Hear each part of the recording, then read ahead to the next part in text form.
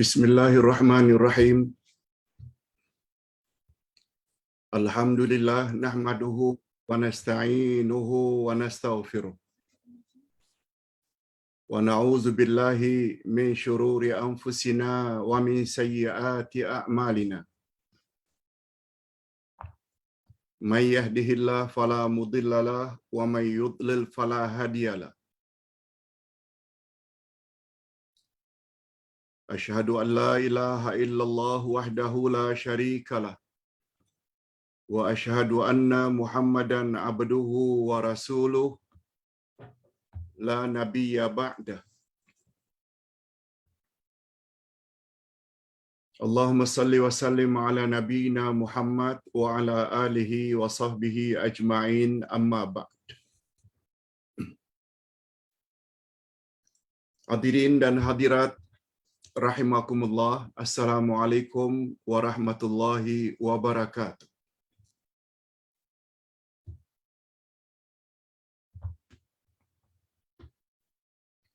Alhamdulillah, kita bersyukur kehadirat Allah Subhanahu wa taala.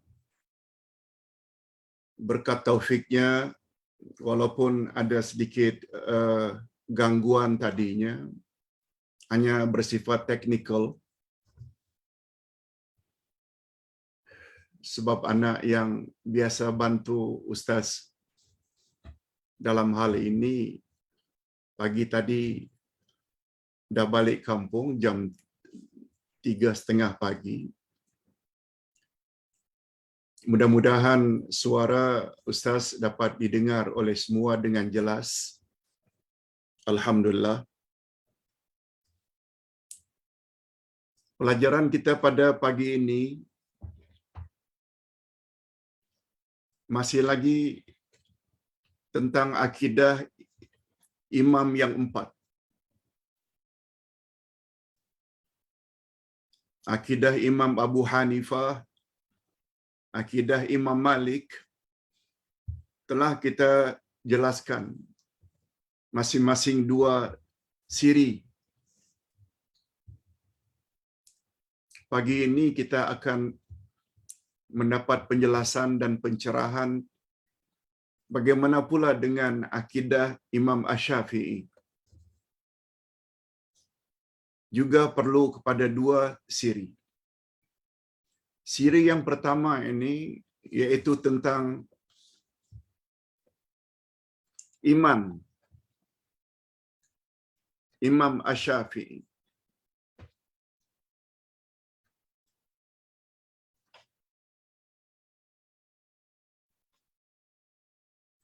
Tentang tauhid Imam Asy-Syafi'i.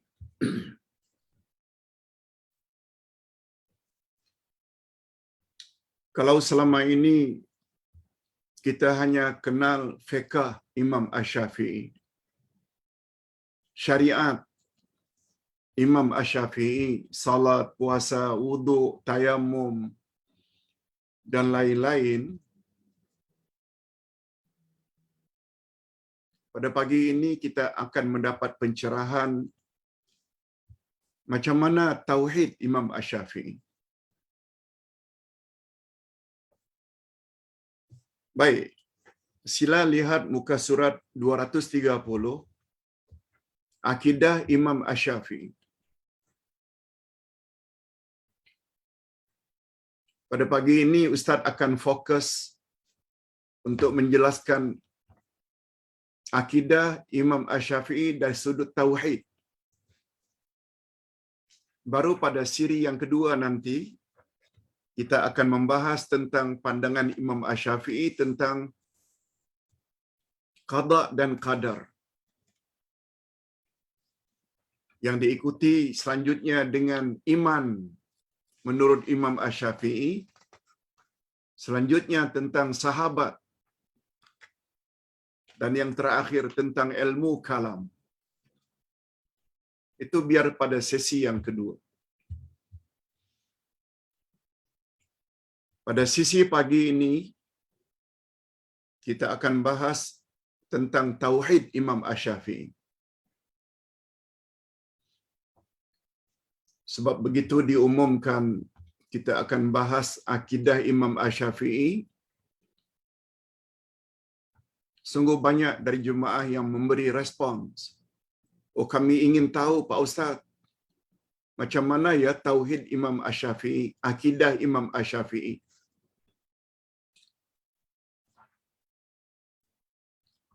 Tolong dengar dengan baik. Tolong fokus. Tolong dengar dengan konsentrasi. Sebab Ustaz bimbang apa yang sesetengah orang hari ini tuduh. Fahaman ini salah, fahaman ini tak betul, faham ini tidak betul. Sebenarnya itulah dia fahaman Imam Asy-Syafi'i. Apa dia Pak Ustaz? Coba dengar. Akidah Imam Asy-Syafi'i tentang tauhid. Daripada Ar-Rabi' bin Sulaiman. Katanya, telah berkata Asy-Syafi'i. Apa kata Syafi'i? Siapa yang bersumpah dengan Allah, nama Allah,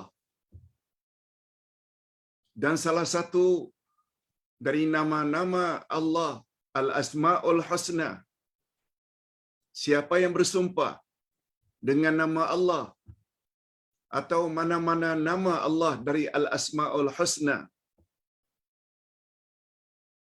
lalu dia langgar sumpah itu, maka wajib ke atasnya kafarat sumpah. Dia mesti bayar denda. Kafarat maknanya penutup dosa karena bersumpah.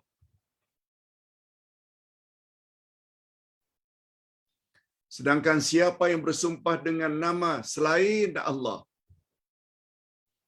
seperti kata seseorang demi Kaabah, demi nenek moyang, atau kadang-kadang kita dengar lagu demi negara, kalaulah itu dengan niat sumpah.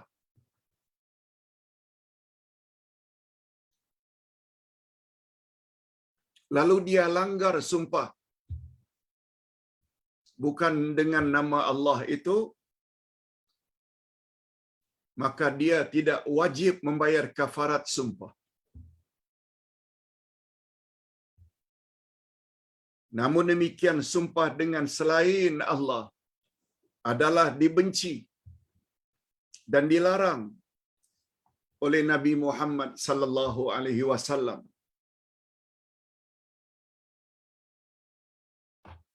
Boleh membawa kepada syirik.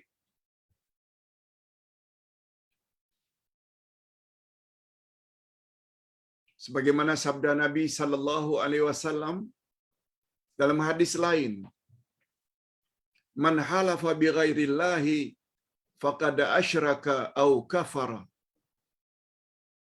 Ustaz ada sebut itu pada buku Akidah 1 pada bahagian akhir ketika membahas tentang pembahagian syirik. Ada syirik besar, ada syirik kecil. Dan bersumpah dengan nama selain Allah, dia termasuk ke dalam syirik kecil.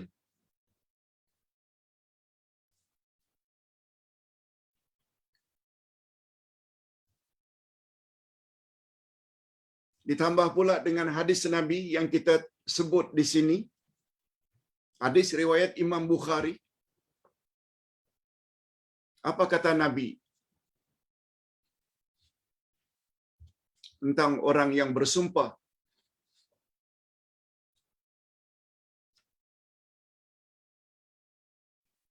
dengan menyebut demi nenek moyang?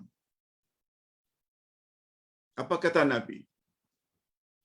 Innallaha nahakum an tahlifu bi abaikum faman kana halifan falyahlif billah aw liyaskut. Sesungguhnya Allah Azza wa Jalla melarang kamu bersumpah dengan nenek moyangmu.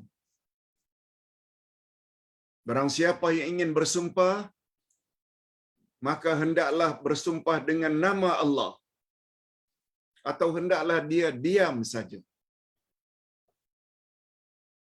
Jangan bersumpah kecuali dengan nama Allah.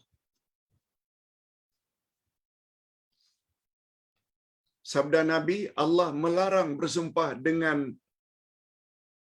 menyebut demi nenek moyang. Malah dalam hadis pertama tadi disebut, siapa bersumpah dengan nama selain Allah, maka syiriklah dia atau kufurlah dia. Syirik dan kufur di sini dengan makna syirik kecil atau kufur kecil. Syirik dan kufur ada terbagi dua. Ada syirik besar, ada syirik kecil. Ada kufur besar, ada kufur kecil. Ustaz buat contoh, kufur kecil. Dipanggil kufur juga.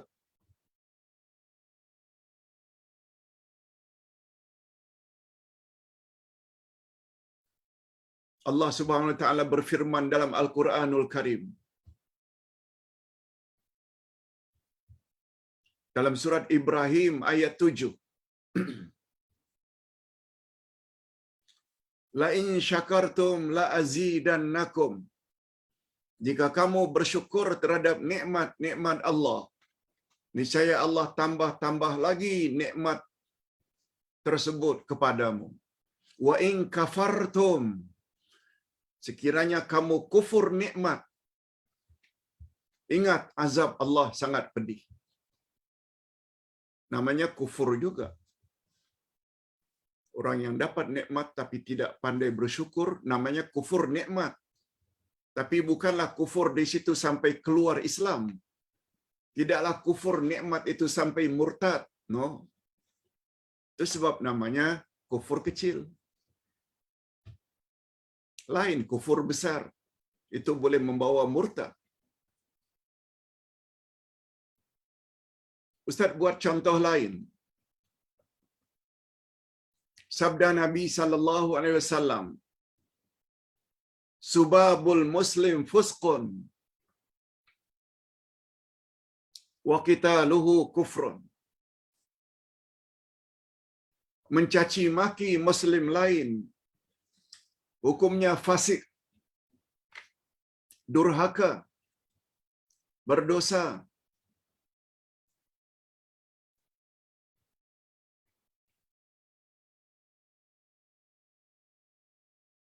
Wa qatluhu kufrun, dan membunuh muslim lain hukumnya kafir.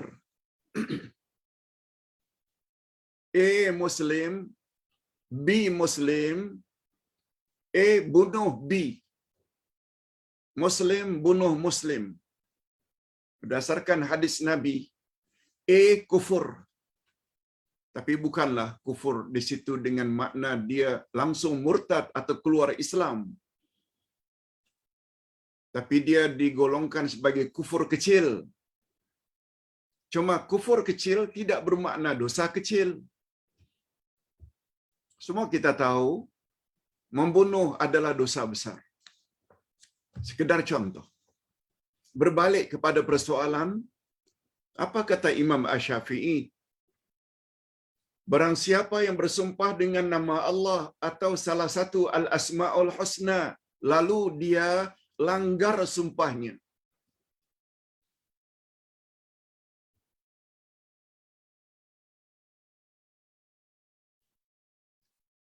maka hendaklah dia bayar kafarat atau denda.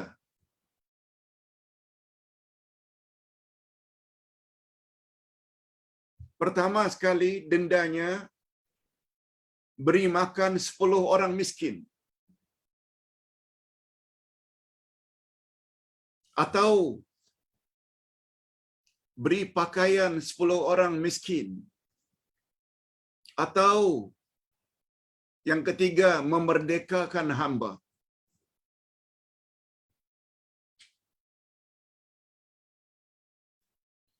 Atau ini kata sambung dalam bahasa Arab au yang maknanya atau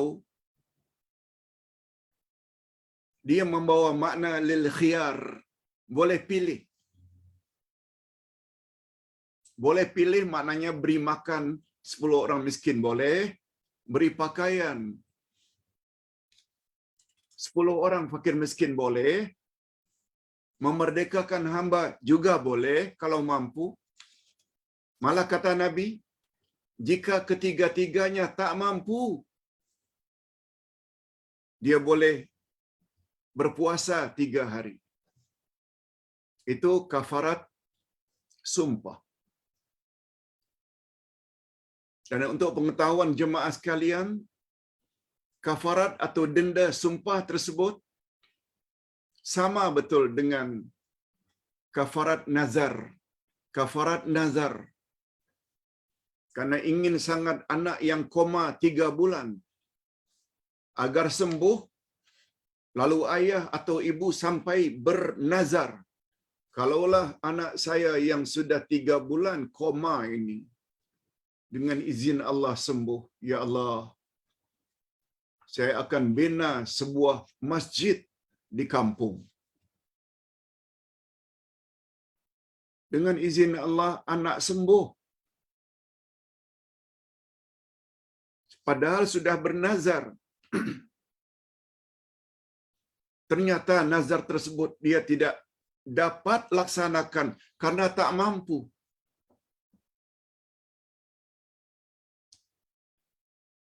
Rumah saja masih disewa. Ini tidak buat masjid pula. Dengan harga yang barangkali ratusan ribu ringgit. Tak mampu. No problem. Buat salah satu daripada kafarat sumpah tadi. Kafarat nazar dengan kafarat sumpah sama betul.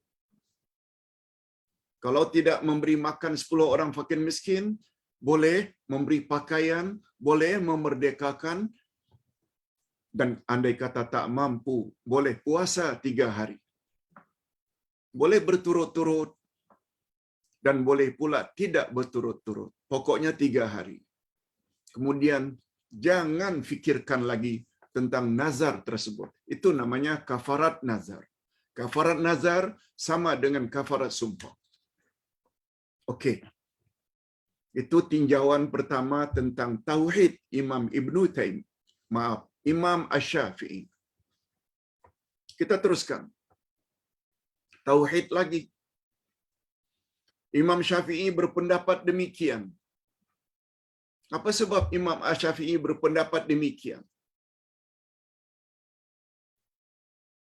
Dengan alasan karena nama-nama Allah adalah bukan makhluk. Mengapa orang yang bersumpah dengan nama Allah atau salah satu al-asma'ul husna, kalau dia langgar mesti bayar kafarat?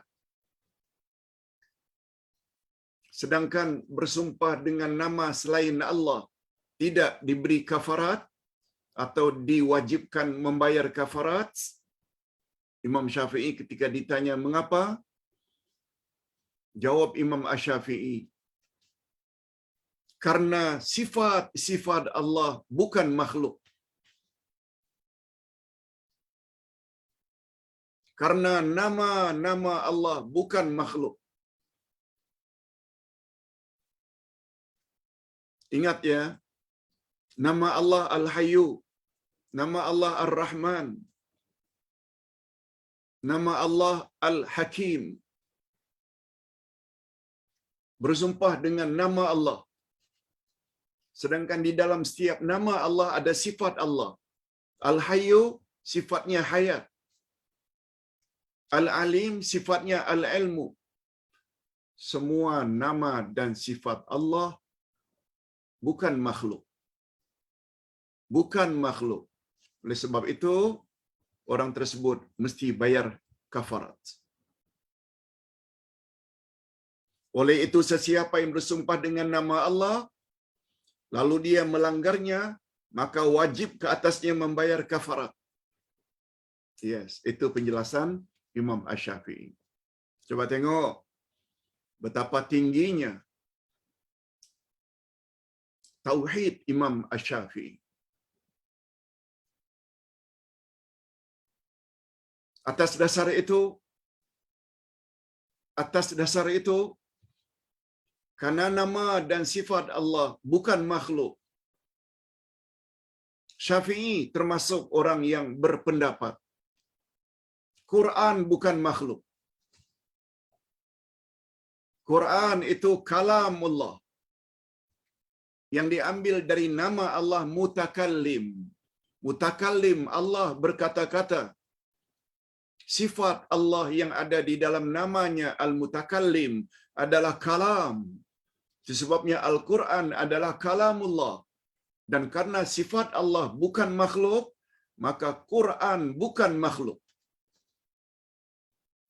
Coba dengar apa kata Imam Ibnul Qayyim. Imam Ibnul Qayyim menyebut dalam kitab Ijtima' Juyushul Islamiyah bahwa Imam Asy-Syafi'i berkata, mengikut sunnah yang aku berada di atas jalannya. Itu kata Imam Asy-Syafi'i. Mengikut sunnah yang aku selalu jadikan itu sebagai pedoman.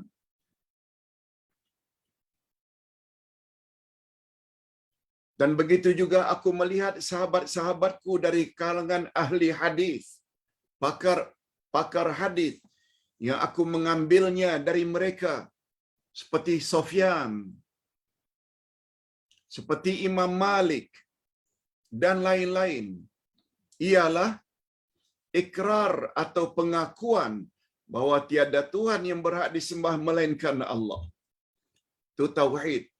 La ilaha illallah.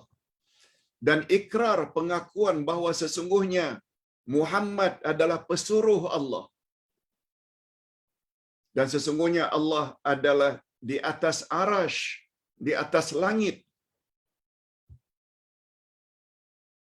Kita pula kata, bila kata Allah bersemayam di atas arash, itu bermakna kita telah menyamakan Allah dengan makhluk.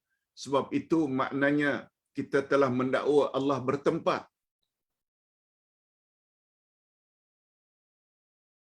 Betul tak itu tuduhan? Sungguh banyak orang yang mengingkari. Jangan kata Allah di atas arash. Syafi'i berkata Allah di atas arash. Kalau awak sampai menyesatkan orang yang mengatakan Allah di atas arash, sama dengan awak telah menyesatkan Imam Asy-Syafi'i. Tolonglah baca sedikit kitab, jangan hanya 1-2 kitab saja. Belajarlah macam mana akidah Imam Asy-Syafi'i. Tanpa awak sadari, awak telah menyesatkan Imam Asy-Syafi'i. Rasul ketika tanya Jariyah, aina Allah? Di mana Allah? Jariyah, hamba perempuan menjawab, Allahu fis sama', Allah di langit, bersemayam di atas arasy-Nya. Apa kata Nabi? Kamu benar-benar wanita yang beriman. Demikianlah pemahaman dan keyakinan Imam Asy-Syafi'i.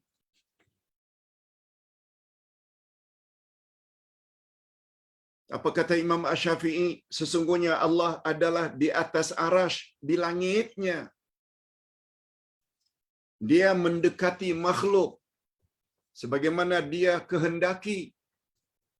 Dia dekat sebagaimana dia kehendaki.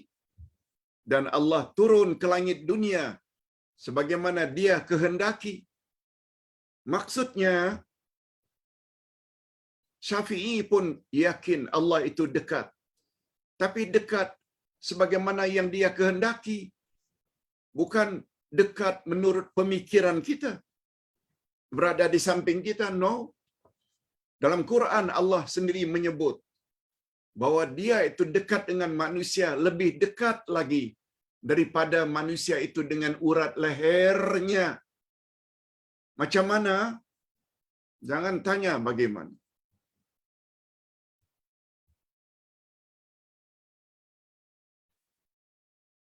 Kita pula kata Allah di mana-mana. Syafi'i kata Allah di langit. Karena begitu yang Allah katakan dalam Al-Quran. Begitu yang dikatakan oleh Nabi Muhammad sallallahu alaihi wasallam dan para sahabat salafus saleh.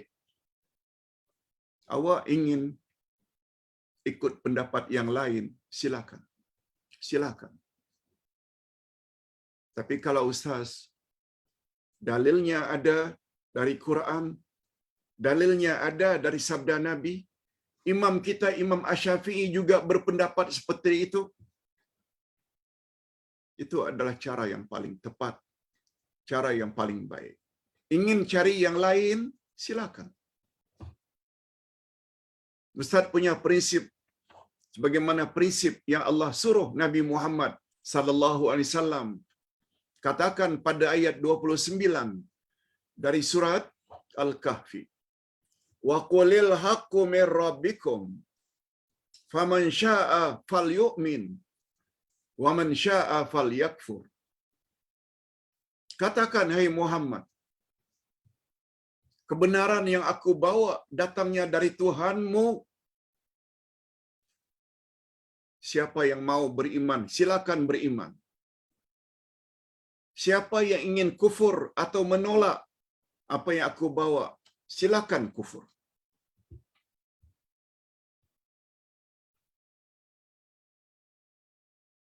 Seseorang baru layak namanya ulama apabila mereka ikut sebagaimana Nabi Muhammad sallallahu alaihi wasallam disuruh oleh Allah menyampaikan. Sampaikan ayat Quran, sampaikan hadis Nabi. Orang mau ikut tak mau ikut, up to you. Cuma nasihat ustaz, ingin selamat, ingin mendapat redha Allah, ingin mendapat pembelaan dari Rasulullah di hari berhisab nanti. Ikutilah apa kata Allah dan apa kata Rasul sallallahu alaihi wasallam. Kita teruskan. Imam Asy-Syafi'i berkata di dalam kitabnya Ar-Risalah. Nah, semua yang Ustaz sebut ni ada dia punya rujukan, footnote. Bukan cakap suka-suka hati.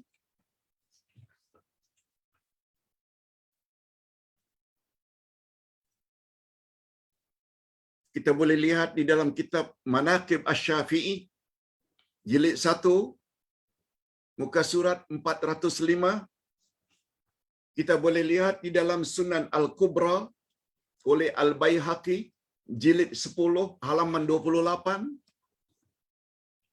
Kita boleh lihat kata-kata Imam Ibnul Qayyim dalam kitabnya Ijtima' al-Juyush al-Islamiyah halaman 165.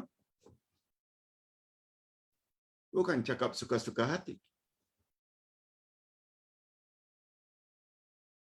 Apa kata Imam Syafi'i selanjutnya? Ustaz sengaja tidak sebut secara perlahan-perlahan supaya semua kita boleh dengar dan faham. Kalau tak habis nanti, masa habis, kita sambung lagi minggu hadapan. Sebab terhadap Imam Asy-Syafi'i ini, yang menjadi idola kita semua, umat Islam Nusantara, yang kalau selama ini hanya berkenalan dengan fiqh Imam Asy-Syafi'i, cara salat, puasa, zakat, haji, wuduk, tayamum, hari ini kita ingin kenal dan mendapat pencerahan tentang akidah Imam Asy-Syafi'i. Segala amalan kita tidak akan diterima oleh Allah bila akidah tak betul.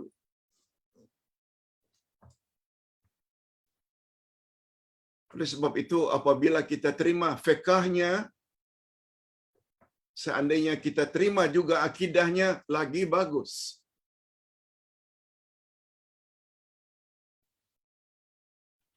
Okey, Imam Asy-Syafi'i berkata di dalam kitabnya Ar-Risalah. Imam Syafi'i banyak punya kitab selain juga Ar-Risalah. Ustaz punya kitab ini. Apa kata Imam Asy-Syafi'i? Alhamdulillah, segala puji bagi Allah yang dia adalah sebagaimana yang dia telah sifati dirinya sendiri. Dan dia mengatasi apa yang disifati oleh makhluknya. Ini dia. Imam Asy-Syafi'i mensifati Allah sebagaimana yang Allah sifati dirinya dalam Al-Quran. Allah sifati dirinya dalam Al-Quran. Allah bersemayam di atas arasy. Cuba tengok. Syafi'i kata Allah memang bersemayam di atas arasy di langit. Ini belum lagi nanti Allah sebut dia ada wajah dalam Al-Quran. Allah sebut dia ada tangan dalam Al-Quran. Allah sebut dia ada mata dalam Al-Quran. Semua Imam Asy-Syafi'i yakini. Tidak ada takwil-takwil. Tapi Imam Asy-Syafi'i yakini sebagaimana wajah, mata, kaki yang sesuai dengan kebesaran dan keagungan Allah. Yang pasti, wajah, kaki, mata Allah tak sama dengan kaki, wajah, mata makhluk. Bagaimana? Jangan tanya. Tapi yakini saja. Kita dah sebut dah pandangan Imam Malik, guru Imam Asy-Syafi'i. Bersemayam Allah itu sudah termaklum. Bagaimana dia bersemayam, kita tak tahu, kita jahil. Beriman Allah bersemayam itu wajib, sebab ada 7 kali ayat menyebut Ar-Rahmanu 'alal 'arsy istawa dan yang seumpamanya. Wasu'alu anhu bid'ah. Bertanya macam mana Allah bersemayam, jangan tanya sebab itu termasuk perkara bid'ah. Sampai baginda wafat, sahabat tak pernah bertanya tentang bagaimana Allah bersemayam. Yang itu jangan tanya. Tapi beriman, yes, wajib. Ini maksudnya Syafi'i. Alhamdulillah. Imam Az-Zahabi menyebut dalam kitab As-Sair daripada Imam Asy-Syafi'i bahawa beliau pernah berkata, Syafi'i pernah berkata, coba dengar, ini makin clear. Allah mengisbatkan semua sifat Allah yang tercantum dalam Al-Quran dan semua sifat Allah yang datang dari sunnah Nabi. Dan kami menafikan atau menidakkan tasbih atau penyerupaan daripadanya sebagaimana dia menafikan daripada dirinya karena firman-Nya. Ini Allah sebut. A'udzubillahi minasyaitonirrajim. Laisa kamitslihi syai'. Tidak ada satu pun yang serupa dengan dia.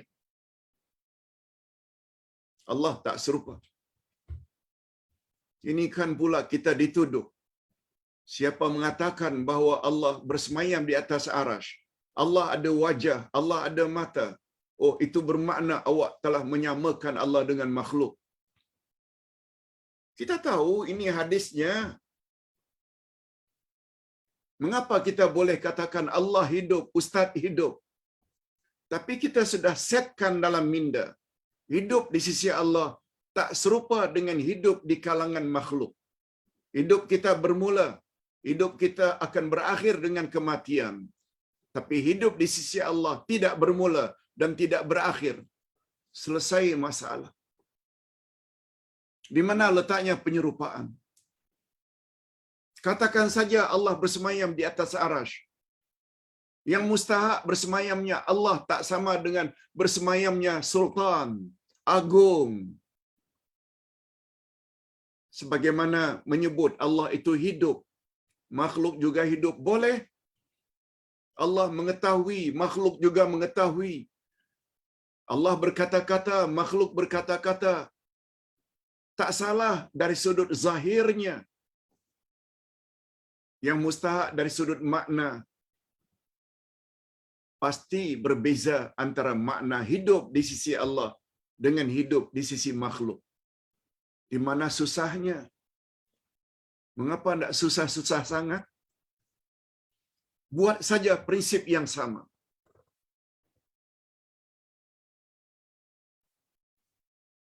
Mengapa dalam hal ini kita boleh terima Allah hidup, makhluk hidup? Yang penting jangan samakan hidup Allah dengan hidup makhluk. Ustaz berkata-kata, Allah juga berkata-kata. Apa salahnya? Ustaz berkata pun, Allah berkata juga. Yang penting setkan dalam minda. Berkata-berkata Allah tak sama dengan berkata makhluk. Selesai masalah.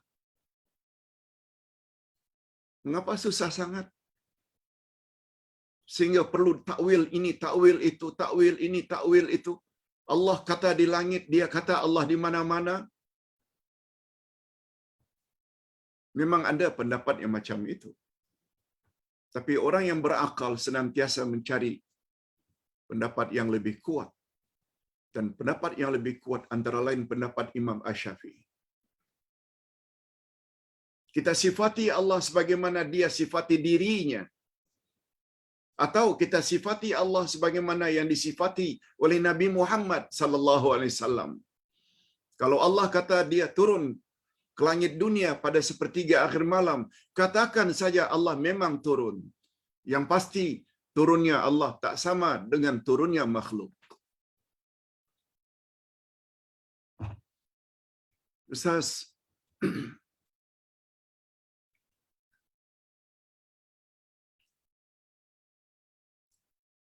sekarang kami mula faham. Oh, macam itu rupanya iman tauhidnya Imam Asy-Syafi'i. Exactly macam yang selama ini Ustaz sampaikan. Sebab beliau salafus salih. Pemahaman orang salafus salih macam itu. Daripada Ar-Rabi' bin Sulaiman katanya, aku mendengar Asy-Syafi'i.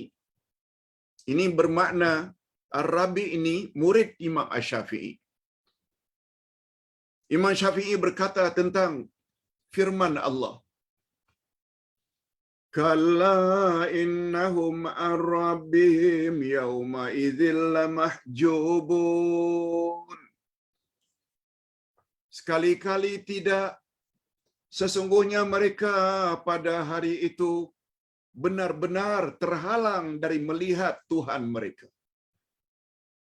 Ayat ini menggambarkan tentang orang-orang kafir di akhirat nanti tidak dapat melihat Allah. Surat Al-Mutaffifin ayat 15. Coba ambil pengajaran. Ayat ini mengajar kepada kita bahawa di sana, yaitu di akhirat, ada dua golongan.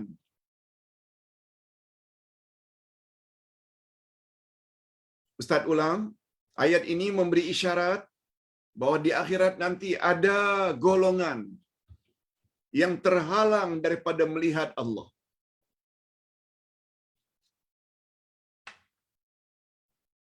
Begitu di dalam kitab Al-Intiqa ayat halaman 79.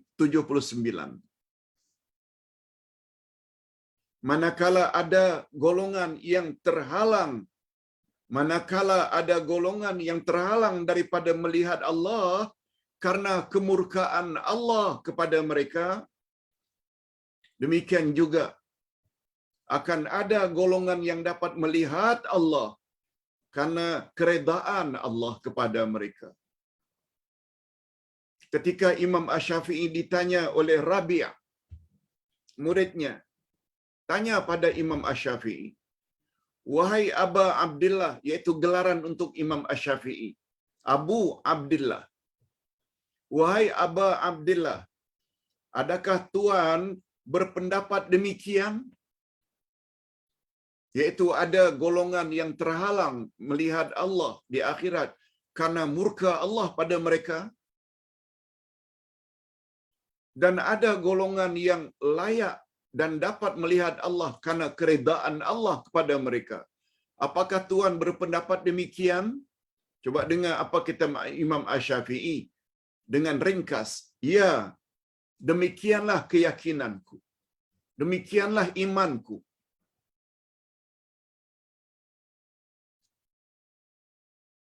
Kalau ayat menafikan ada golongan yang tidak dapat melihat Allah di akhirat nanti.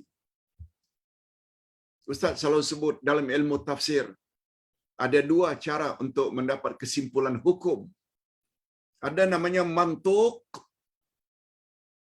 tersurat, betul? Orang-orang kafir yang dimurkai oleh Allah tak layak melihat wajah Allah. Cara yang kedua namanya mafhum, tersirat. Kalau ada golongan yang tidak layak mendapat atau melihat Allah, ada pula golongan yang layak karena mereka mendapat reda Allah. Lihat dalam surat Yasin.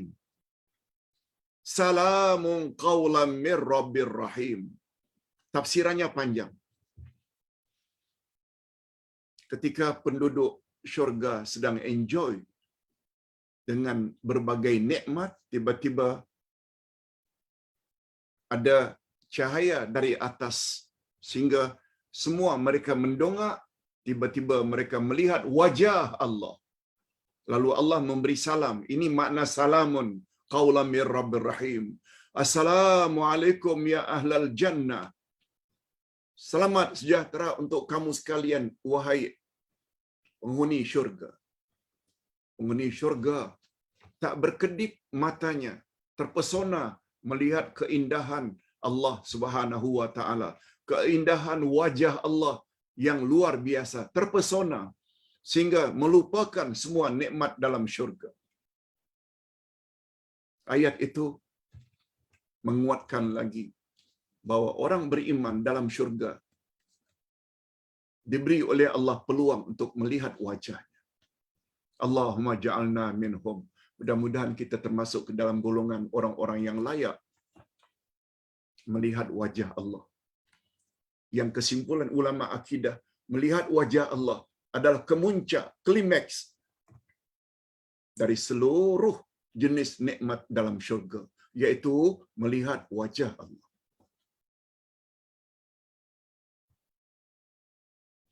Daripada Ibnu Abi Jarud katanya.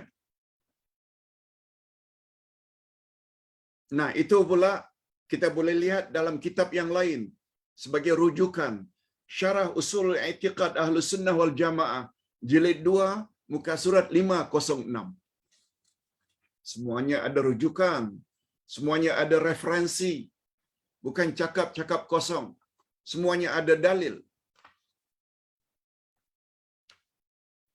Dari Ibnu Abi Al-Jarud katanya, ketika disebut nama Ibrahim bin Ismail bin Ulay, menurut Imam Az-Zahabi, Ibrahim ini adalah seorang yang berfahaman Jahmi. Fahaman Jahmi iaitu mendakwa bahawa Al-Quran itu makhluk. Lalu dikatakan perkara itu kepada Imam Asy-Syafi'i. Coba dengar apa komen Imam Asy-Syafi'i tentang pandangan Jaham tadi. Beliau berkata, aku bercanggah dengannya. Aku tak setuju dengan pandangannya mengatakan Quran itu makhluk. Aku bercanggah dengannya dalam semua hal. Begitu juga tentang la ilaha illallah. Aku tidak mengatakan sebagaimana dia katakan. Lalu Imam Syafi'i menyatakan keyakinannya.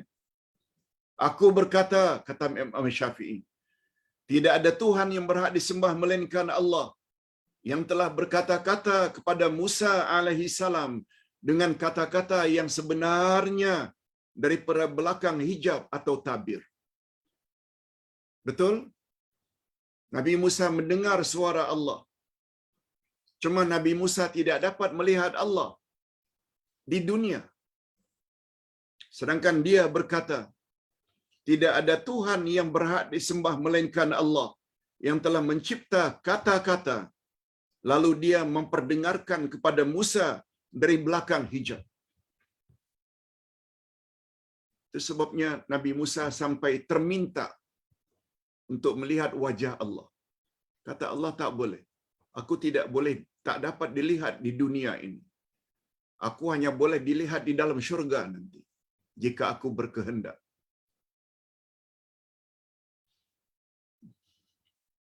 Nabi Musa sampai terminta untuk melihat wajah Allah.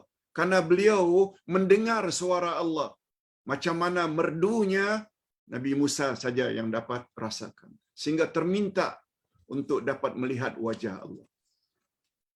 Betul tak apabila kita sedang berkasih-kasih dengan seseorang, dapat bercakap by phone, mendengar suaranya yang lunak, yang mesra. Betul tak ada semacam perasaan ingin jumpa dengan orang yang kita kasihi? Masih ingat tak masa-masa muda dulu? Perasaan macam itu fitrah. Naluri dah macam itu. Oleh sebab itu jangan salahkan Nabi Musa sampai terminta untuk melihat wajah Allah. Akhirnya Allah katakan, lihat bukit itu. Bila kau dapat melihat, bermakna engkau dapat melihat aku. Baru melihat bukit saja yang Allah kirim nurnya, Nabi Musa terlentang, pingsan. Macam mana kalau kita agaknya langsung innalillah. Hadirin dan hadirat rahimakumullah. Kita teruskan sedikit lagi. Daripada Ar-Rabi' bin Sulaiman, ini lagi-lagi murid Nabi Musa, Imam Asy-Syafi'i. Apa kata Ar-Rabi'? Memberi komen tentang gurunya Imam Asy-Syafi'i. Yang ini pula kita boleh lihat di dalam kitabnya Syarah Ushulul I'tiqad Ahlus Sunnah wal Jamaah jilid 1 muka surat 252. Apa kata Imam Asy-Syafi'i? Siapa yang mengatakan Al-Quran itu makhluk, maka kafirlah dia. Ini yang Ustaz sebutkan tadi. Mengapa kita tidak boleh katakan Al-Quran itu makhluk? Mengapa? Al-Quran kalamullah. Kalamullah itu adalah sifat bagi Allah dari namanya mutakallim.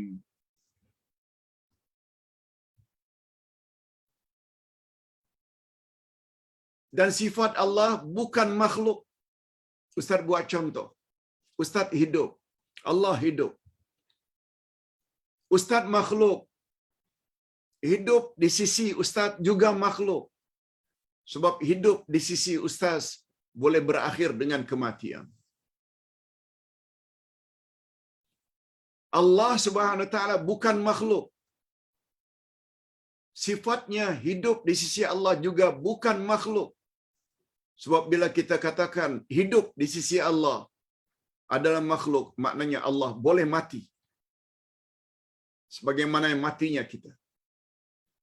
Nah, kiaskanlah hidup dari nama Allah Al-Hayyu.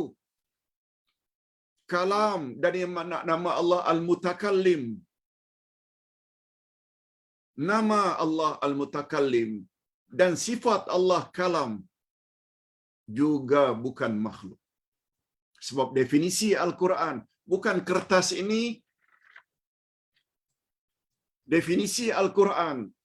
Al-Quran adalah wahyu Allah, kata-kata Allah yang diturunkan kepada nabinya yang terakhir melalui malaikat Jibril selama 23 tahun dalam bahasa Arab.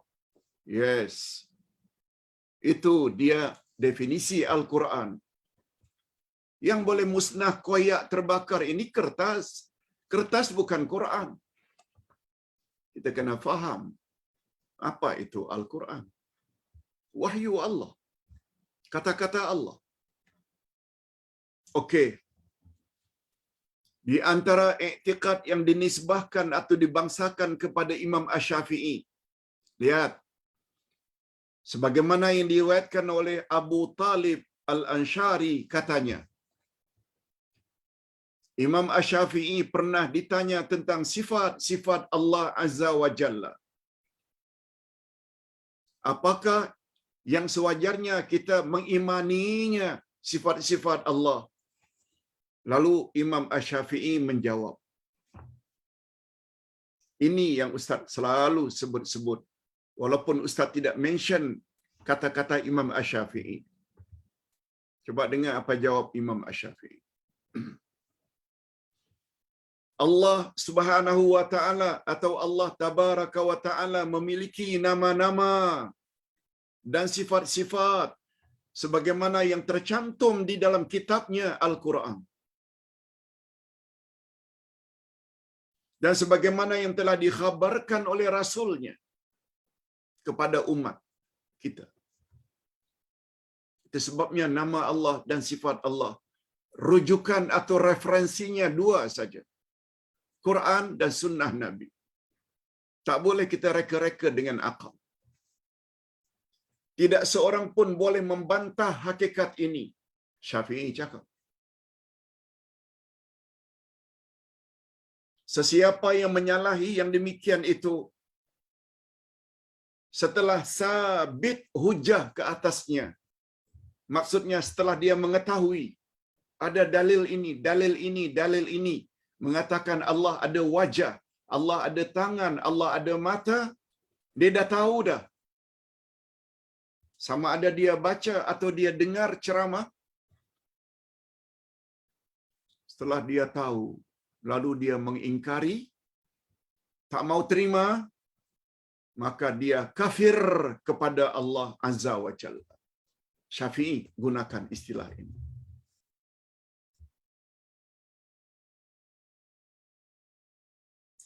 Kemudian Imam Asy-Syafi'i meneruskan. Semua orang kafir ke Pak Ustaz? Bila tak percaya dengan sifat-sifat Allah. Sebagaimana yang Allah telah sebut dalam Quran. Sebagaimana yang disebut oleh Nabi dalam hadis-hadisnya yang sahih. Tunggu dulu. Jangan suka kafir-kafirkan orang. Syafi'i kata, yang kafir itu apabila dia telah diberitahu atau sudah mengetahui ayat-ayat Al-Quran yang menyebut tentang sifat-sifat Allah. Hadis-hadis Nabi yang sahih telah menyebut sifat-sifat Allah. Adapun orang yang tidak tahu, ini dia. Adapun bagi orang-orang yang belum sabit hujah ke atasnya. Apa maksudnya? Karena belum sampai perkhabaran itu kepadanya. Seperti orang-orang kampung, orang-orang tua zaman dahulu. Tak ada orang yang mengajar tafsir Quran.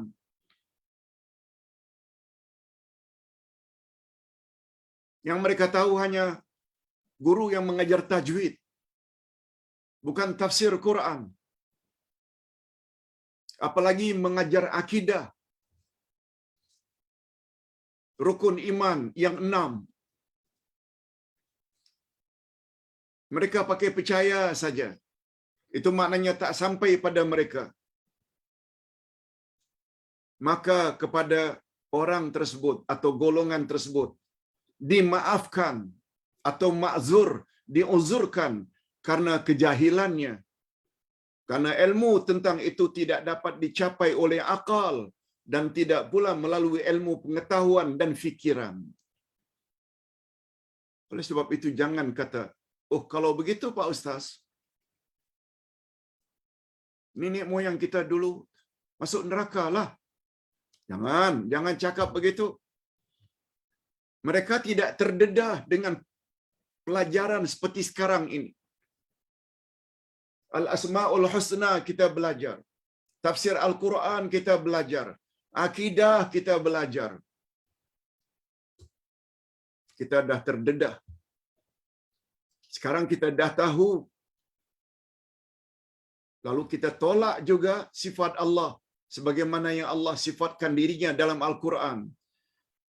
Kita tolak apa yang Nabi sebut berdasarkan hadis yang sahih tentang nama dan sifat-sifat Allah. Bukan Ustaz yang cakap, Syafi'i yang cakap. Kafir orang itu. Adapun orang-orang yang tidak terdedah, seperti orang-orang yang tidak mendapat penjelasan seperti sekarang ini. Nenek moyang kita telah meninggalkan kita lebih awal 50, 70, 100, 200 tahun yang lalu. Mereka dimaafkan karena mereka tidak mendapat pendedahan seperti pendedahan hari ini. Mereka tidak kafir, mereka dimaafkan oleh Allah, mereka tak berdosa.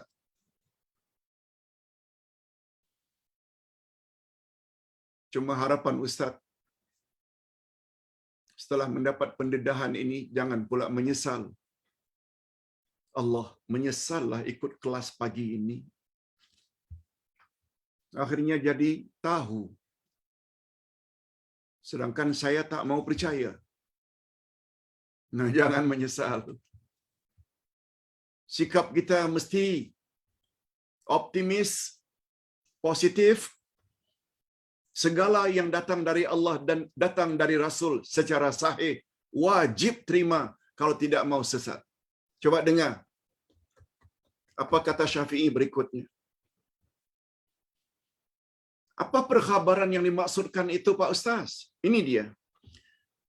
Dan di antara perkhabaran itu ialah bahawa Allah Maha mendengar, Sami', dan Dia memiliki dua tangan. Karena Allah berfirman, tetapi kedua-dua tangan Allah itu terbuka. Lihat Al-Maidah 64. Sekarang kita dah tahu. Ustaz sengaja tidak sebut. Ustaz nak bagi homework sedikit. Ayat 64 Al-Maidah itu ayat apa, Pak Ustaz? Tolong cari. Allah mempunyai dua tangan karena firman-Nya, dan langit digulung dengan tangan kanannya. Tak percaya? Lihat Az-Zumar 67. Allah memiliki wajah karena firman Allah, tiap-tiap sesuatu pasti binasa kecuali wajah Allah. Lihat Al-Qasas 88. Firman-Nya dan firman-Nya juga, dan tetap kekal wajahmu yang mempunyai kebesaran dan kemuliaan. Ar-Rahman ayat 27. Dan Allah memiliki kaki karena sabda Nabi, sehingga Tuhan Azza wa Jalla meletakkan kakinya di dalamnya. Hadis riwayat Imam Bukhari, hadis sahih. Dan Allah ketawa karena Rasulullah mengkhabarkan tentang ganjaran orang yang mati syahid. Dia akan menemui Allah Azza wa Jalla, sedangkan Allah ketawa kepadanya. Allah reda, Allah suka. Hadis riwayat Imam Bukhari. Dan Allah turun ke langit pada setiap malam karena adanya perkhabaran dari Rasul, dan Allah tidak picak atau Allah tidak bermata sebelah. Allah tidak bermata satu. Karena Rasul ketika menceritakan tentang Dajjal, beliau bersabda, sesungguhnya dia, yakni Dajjal, adalah bermata satu. Dan sesungguhnya Tuhan tidak bermata satu. Hadis riwayat Imam Bukhari. Dan orang-orang yang beriman akan melihat Tuhan mereka pada hari kiamat dengan mata mereka, sebagaimana mereka melihat bulan purnama, dan Allah mempunyai jari jemari. Karena Rasul bersabda, tidak ada satupun had manusia kecuali dia di antara jari jemari Allah Azza wa Jalla yang Maha Pengasih. Coba lihat dalam kitab atau lihat di dalam hadis riwayat Al-Hakim Mustadrak jilid 1 muka surat 525.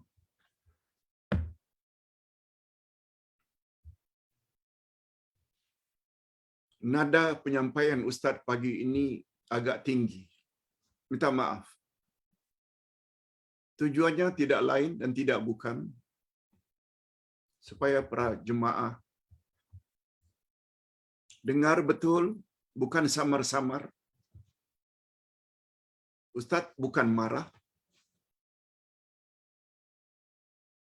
tapi sepatah kata hukama, kalau paku itu mau dimasukkan ke dalam kayu, pukulannya itu mesti kuat sikit. Jadi matlamat suara Ustaz kuatkan. Karena pembahasan kita khas tentang tauhid Imam Asy-Syafi'i yang menjadi idola semua kita umat Islam Nusantara. Tapi sayangnya kita hanya tahu fiqh Imam Asy-Syafi'i, syariat, amalan Imam Syafi'i. Tapi kita tidak banyak tahu tentang akidah tauhid Imam Asy-Syafi'i. Itulah tauhid yang betul, sebagaimana tauhid Rasulullah dan para sahabat serta salafus saleh yang hidup pada 3 kurun pertama. Syafi'i termasuk salaf sebab beliau lahir 150 Hijriah, meninggal 204 Hijriah. Adapun hadirin dan hadirat ingin memilih untuk mendapat atau memegang akidah yang lain, terserah. Tugas Ustaz menyampaikan saja. Dan Ustaz yakin dan cenderung pada pendapat salafus saleh, termasuk pandangan Imam Asy-Syafi'i tadi. Terakhir, Ustaz selalu sebut, mengenal Allah ini perkara yang sangat mustahak, sehingga Sayyidina Ali berkata, awwaluddin ma'rifatullah. Awal-awal agama mengenal Allah. Mengenal Allah impossible, mustahil. Sebab kita tidak dapat melihat Allah di dunia ini. Memungkinkan untuk mengenal Allah ada 2 cara. Pertama melalui Al-Asma'ul Husna, yang kedua melalui ayat-ayat Allah. Antara lain tafsir Quran. Ini yang kita belajar. Itu sebabnya kata ulama, untuk mengetahui sifat Allah, kita perlu miliki 3 prinsip. Pertama, Allah Maha Ghaib. Betul, Allah kita tak nampak. Dia ada tapi kita tak nampak. Yang kedua, yang paling tahu tentang nama dan sifat Allah adalah Allah itu sendiri. Implikasinya, karena Allah tak nampak, yang paling tahu tentang diri Allah, nama dan sifat adalah Allah. Implikasinya, konsekuensinya, segala yang Allah sebut nama dan sifatnya dalam Quran, kita wajib percaya. Bila tak percaya, bermakna kita telah mengingkari kalamullah. Yang ketiga, insan yang paling tahu tentang Allah adalah Rasulullah. Itu sebabnya apa saja yang Rasul sebut tentang sifat-sifat Allah, yakini saja. Sebab Rasul maksum. Ini dia prinsip. Prinsip akidah Ahlus Sunnah wal Jamaah yang tulen tentang nama dan sifat-sifat Allah. Termasuk pandangan Imam Asy-Syafi'i yang baru kita sampaikan tadi. Hadirin dan hadirat, walaupun lewat 10 minit, tapi bagi Ustaz ini bukan lewat, sebab kalau tak salah, masa kecederaan tadi juga lebih kurang 10 minit. Jadi Ustaz cover dengan lebih 10 minit. Dan lebih daripada itu, pagi ini kita telah faham. Oh, macam itu rupanya. Apa yang Ustaz selama ini sebut tentang nama-nama dan sifat-sifat Allah begini. Rupanya Imam Syafi'i juga macam itu. Ustaz harap para pendengar, bapa-bapa dan ibu-ibu serta para pemirsa sekalian, setelah mendapat pendedahan ini,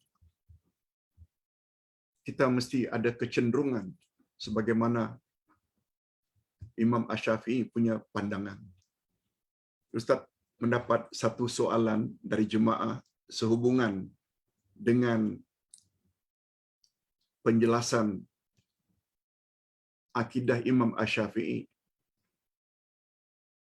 Pak Ustaz, saya akan dengar tentang akidah Imam Asy-Syafi'i. Kalau betul akidah Imam Asy-Syafi'i sebagaimana yang saya baca dalam kitab Ustaz, saya belum dengar lagi. Mengapa kerajaan kita tidak ambil akidah Imam Asy-Syafi'i? Nah, Ustaz, dalam hal ini tak mau jawab. Mungkin karena ini kaitannya dengan kerajaan, sila tanya kepada Tuan Mufti, sila tanya kepada Jabatan Agama, bukan Ustaz yang jawab. Bagi Ustaz, akidah Asy'ariyah dan Maturidiyah juga Ahlus Sunnah wal Jamaah. Cuma dalam bab sifat, menurut salaf termasuk Imam Syafi'i lain. Tapi sifat-sifat Allah menurut Asy'ariyah dan Maturidiyah mereka takwil robah kepada makna lain. Kedua-duanya Ahlus Sunnah wal Jamaah. Cuma pandangan Imam Syafi'i tadi namanya Salafiyah atau Salaf, sedangkan Asy'ariyah ini yang hidup pada tahun 300 di atas, bukan 3 kurun pertama, dipanggil dengan Ahlus Sunnah wal Jamaah yang berpandangan khalaf. Sama-sama Ahlus Sunnah wal Jamaah, anda boleh pilih, sebab kita masing-masing akan berhadapan dengan mahkamah ilahi yang kelak Allah sebagai hakim, alaihissallahu bi ahkamil hakimin, sedangkan Rasul yang akan dipanggil untuk jadi saksi adalah Nabi kita Nabi Muhammad sallallahu alaihi wasallam. Ini dulu yang dapat Ustaz sampaikan, mudah-mudahan ada manfaatnya. Kita sambung pada siri yang kedua nanti tentang iman pada qada dan qadar, tentang para sahabat, tentang ilmu kalam menurut pandangan Imam Asy-Syafi'i. Kita akhiri dengan doa. Alhamdulillahirabbil alamin. Wassalatu wassalamu ala asyrafil anbiya'i wal mursalin wa ala alihi wa sahbihi ajma'in. Rabbana ighfir lana dzunubana wa liwalidina warhamhum kama rabbawna shighara. Rabbana hab lana min azwajina wa dzurriyyatina qurrata a'yun waj'alna lil muttaqina imama. Ya Allah, ampunkanlah dosa kami dan dosa kedua ibu bapa kami, dan cucurilah mereka rahmat-Mu ya Allah, sebagaimana mereka telah didik kami sejak dari kecil. Ya Allah, berilah kami pasangan hidup dan zuriat keturunan yang menyedapkan pandangan mata dan hati kami, dan jadikanlah kami pemimpin bagi orang-orang yang bertakwa. Ya Allah, pada hari ini kami telah didedahkan tentang akidah, khasnya tauhid Imam Asy-Syafi'i. Rupanya demikian hebatnya keyakinan dan tauhid Imam Asy-Syafi'i, sebagaimana yang kami selalu dengar selama ini. Oleh sebab itu, berilah kami kekuatan ya Allah untuk mengikuti akidah yang benar sebagaimana salafus salih, birahmatika ya arhamar rahimin. Wa sallallahu ala nabiyyina Muhammad wa ala alihi wa sahbihi ajma'in walhamdulillahi rabbil alamin. Subhanakallahumma wa bihamdik, asyhadu an la ilaha illa anta astaghfiruka wa atubu ilaik. Wassalamualaikum warahmatullahi wabarakatuh.